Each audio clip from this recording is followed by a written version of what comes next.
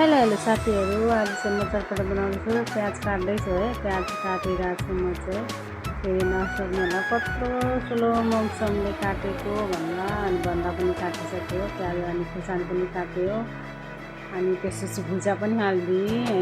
अनि त्यसपछि अरू एकचोटि भुजा हालिदिएँ अनि बदाम, अनि त्यसपछि मसलाहरू हालिरहेको छु म चाहिँ, चटपटे मसलाहरू। अनि हालिसकेपछि होइन, फेरि अनि मैले त्यसपछि हाल्दैछु कि अझै फेरि। अनि कुनै बेसी खान्छ होइन मसला, कुनै कम खान्छ नि त, त्यही भएर अनि चटपटेको मसला है। अनि म चाहिँ स्वादले पनि हालिछु है, यो प्याज बन्दा खुर्सानी है हालिसकेपछि अनि त्यसपछि चाउचाउ पनि हालेँ, चाउचाउ हालेर तेल पनि हालेँ अनि रुख पनि हालेँ। त्यसपछि अब मैले चाहिँ सुरु गऱ्यो यो गुलिसकेपछि है। अनि मैले छोरीले भिडियो बनाइरहेको थिएँ कि मैले अनि प्याक गरेँ त्यसपछि।